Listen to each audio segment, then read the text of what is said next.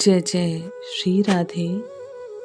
शरणागत साधक को यदि कोई भय रहता है तो वह इसी बात का रहता है कि कहीं उसके चित्त में प्रियतम परमात्मा की विस्मृति ना हो जाए।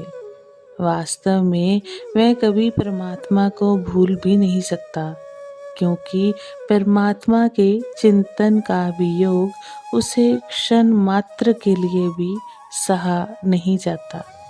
नारद भक्ति सूत्र संपूर्ण कर्म परमात्मा के अर्पण करके प्रतिफल उसे स्मरण रखना और क्षण भर की विस्मृति से मनिहीन सर्प या जल से निकाली हुई मछली की भांति परम व्याकुल होकर तड़पने लगना उसका स्वभाव बन जाता है।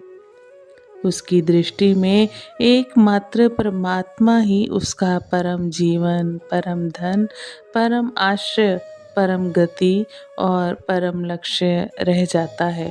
प्रतिपल उसके नाम गुणों का चिंतन करना, उसके प्रेम में ही तन्मय हो रहना, बाह्य ज्ञान भूलकर उन्मत्त हो जाना, परम उल्लास से प्रेम में झूमना, यही उसकी जीवनचर्या बन जाती है। वे भक्तगण कभी उस उच्चत का चिंतन करते हुए रोते हैं, कभी हंसते हैं, कभी आनंदित होते हैं, कभी अलौकिक कथा कहने लगते हैं, कभी नाचते हैं तो कभी गाते हैं, कभी उन अजन्मा प्रभु की लीलाओं का अनुकरण करते हैं और कभी परमानंद को पाकर शांत और चुप हो रहते हैं। शरणागत भक्त स्वयं तो उद्धार रूप है ही और जगत का उद्धार करने वाले हैं। ऐसे महापुरुष के दर्शन, स्पर्श, भाषण और चिंतन से ही मनुष्य पवित्र हो जाते हैं। वे जहाँ जाते हैं वहीं का वातावरण शुद्ध हो जाता है। पृथ्वी पवित्र होकर तीर्थ बन जाती है।